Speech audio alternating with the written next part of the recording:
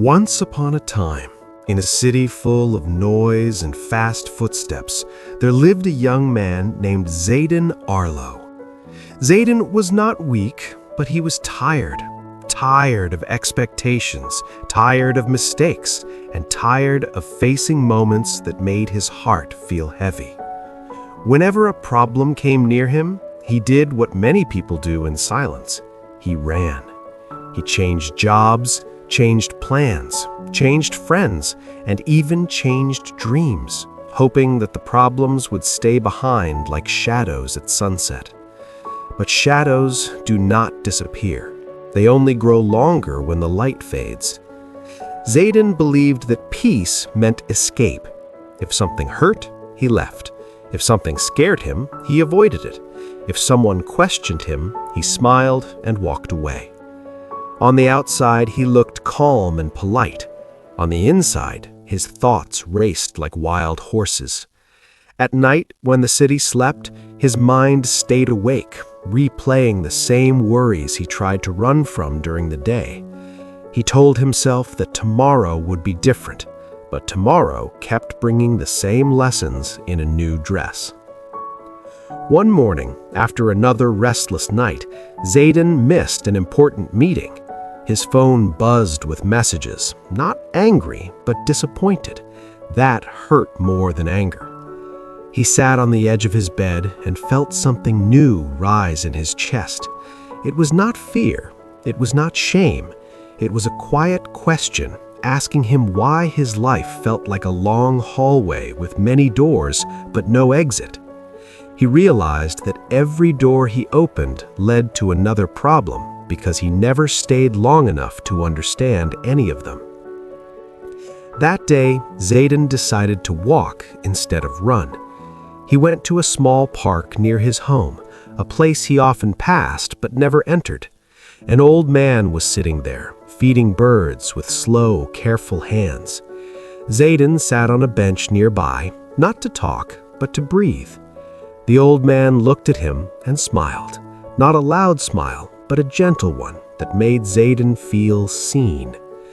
Without asking anything, the old man said that storms do not follow us, but we often carry them inside.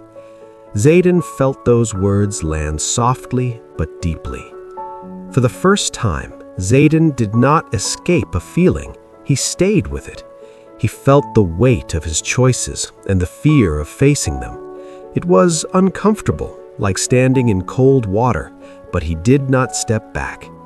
He understood that pain does not ask us to run. Pain asks us to listen.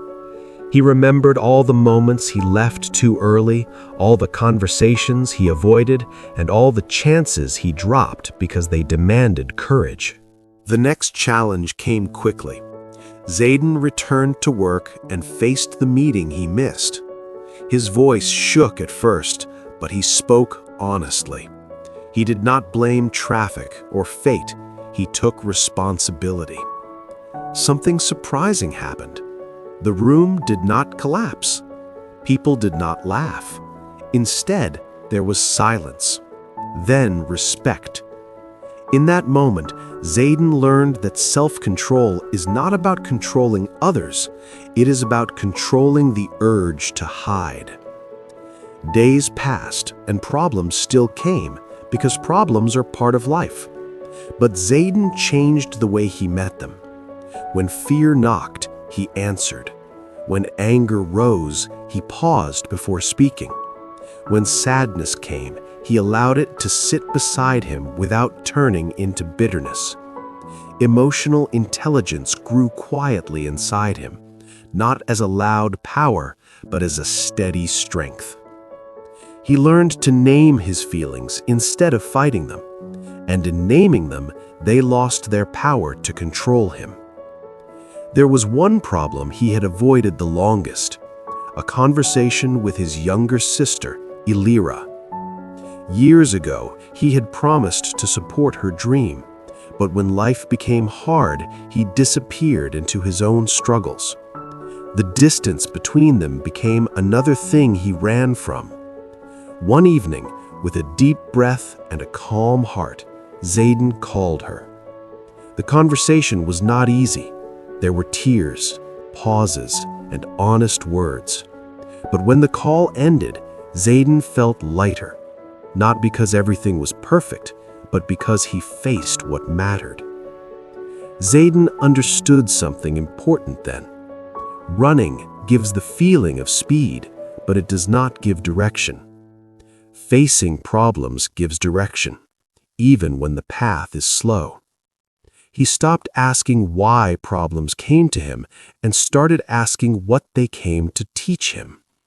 Each problem became a mirror, showing him where he needed to grow, where he needed patience, and where he needed courage. Over time, people noticed the change. Zayden listened more and reacted less. He chose his words carefully and his actions wisely. When stress appeared, he breathed before responding. When mistakes happened, he corrected them instead of hiding them. Life did not become easier, but he became stronger. And strength, he learned, is not loud. It is calm. One night, Zayden walked again through the park. The bench was empty, but the lesson remained. He looked up at the sky and smiled, not because he had no problems, but because he was no longer afraid of them. He realized that problems are not walls meant to stop us, they are doors meant to shape us. The story of Zayden Arlo is not about a man who defeated all problems. It is about a man who stopped running and started growing. And maybe, somewhere right now, someone listening to this story is tired of running too. If that is you, remember this.